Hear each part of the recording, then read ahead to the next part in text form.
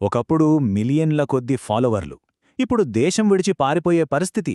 YouTuber Anvesh కథలో అసలేం జరిగింది? అతని పతనం వెనుక ఉన్న చట్టపరమైన చిక్కులేంటో ఈరోజు వివరంగా చూద్దాం.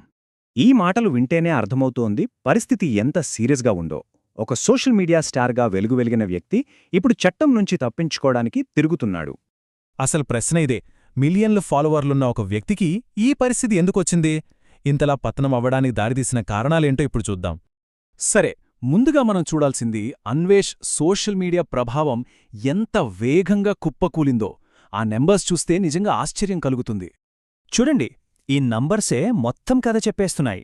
ఒకప్పుడు దాదాపు 18 మిలియన్ల ఫాలోవర్లతో పీక్స్లో ఉన్న అన్వేష్ ఇప్పుడు రోజుకు 1,00,000 మంది అతన్ని అన్ఫాలో చేస్తున్నారు. ఇది కేవలం నంబర్లు తగ్గడం కాదు, ఒక డిజిటల్ సామ్రాజ్యం కూలిపోవడమన్నమాట. మరి ఇంతలా పతనం అవ్వడానికి అసలు కారణమేంటి? ఇక్కడే అసలు వివాదం మొదలైంది. వాక్ స్వాతంత్ర్యానికి, అవతలి వాళ్లను దూషించడానికి మధ్య ఉన్న సన్నని గీత గురించే మనం ఇప్పుడు మాట్లాడుకోవాలి. ఇక్కడే ఒక ఇంట్రెస్టింగ్ పాయింట్ ఉంది. అన్వేష్ మీదున్న ఆరోపణ అతను వాక్ స్వాతంత్రాన్ని వాడుకున్నాడని కాదు, దాన్ని దుర్వినియోగం చేశాడని. కొంతమంది దీన్నే ఫ్రీడమ్ ఆఫ్ అబ్యూజ్ అంటున్నారు.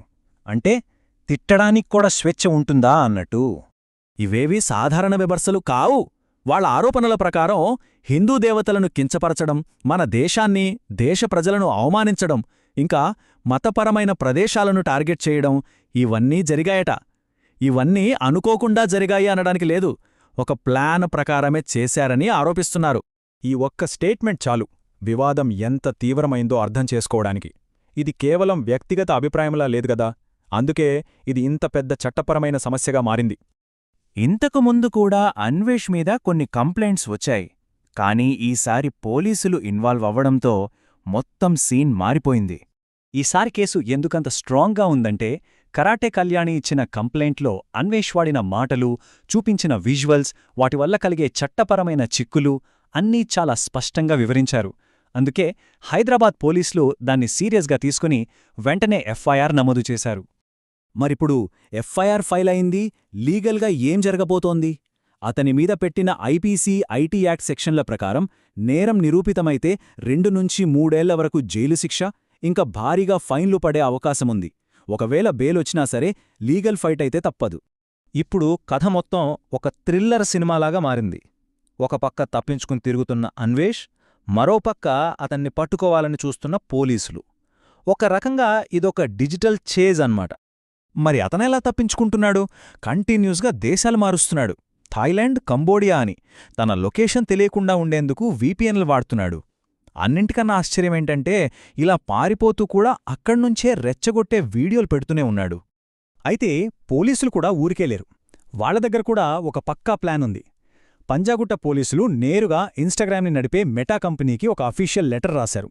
అతని యూజర్ ఐడి, ఐపీ అడ్రస్లు, ఈ డీటెయిల్స్ అన్నీ అడిగారన్నమాట. ఆ డేటా చేతికొచ్చిందంటే అతను ఎక్కడున్నాడో ట్రేస్ చేయడం పెద్ద కష్టమేం కాదు. ఇక్కడ మనం గుర్తుపెట్టుకోవాల్సిన ఒక చాలా ముఖ్యమైన విషయం ఉంది. అన్వేష్ నారే కాదు, అతను ఒక ఇండియన్ పాస్పోర్ట్ హోల్డర్. అంటే అతను ప్రపంచంలో ఏ మూల ఉన్నా భారత చట్టాలు అతనికి వర్తిస్తాయి. ఎప్పటికైనా తిరిగి వచ్చి న్యాయ వ్యవస్థని ఎదుర్కోవాల్సిందే. సరే, ఇదంతా బానే ఉంది. మరి ఇప్పుడు నెక్స్ట్ ఏంటి? ఈ డిజిటల్ చేజ్ ఎక్కడికి దారితీస్తోంది? ముందు ముందు ఏం జరగబోతోంది? చట్టపరంగా చూస్తే పోలీసులు కొన్ని స్టెప్స్ తీసుకోవచ్చు. ఫస్ట్, విచారణకి రమ్మని 41A నోటీస్ పంపిస్తారు. దానికి రెస్పాండ్ అవ్వకపోతే లుక్అవుట్ నోటీస్ జారీ చేస్తారు. అంటే అతను ఇండియాలో ఏ ఎయిర్పోర్ట్లో దిగినా వెంటనే అరెస్ట్ చేస్తారన్నమాట. ఇక చివరి ఆప్షన్గా అతన్ని దేశం నుంచి మన దేశానికి రప్పించే ప్రయత్నాలు కూడా చేయొచ్చు. నిజానికి ఈ కేస్ కేవలం ఒక్క అన్వేష్కి సంబంధించింది కాదు. సోషల్ మీడియాలో హద్దులు మీరి ప్రవర్తించే ప్రతి ఒక్క ఇన్ఫ్లుయెన్సర్కి ఇదొక వార్నింగ్ లాంటిది.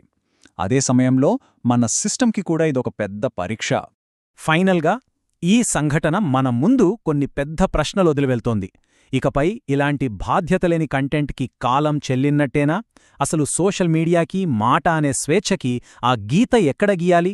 ఈ ప్రశ్నలకు సమాధానం ఈ కేసులో దొరుకుతుందేమో చూడాలి.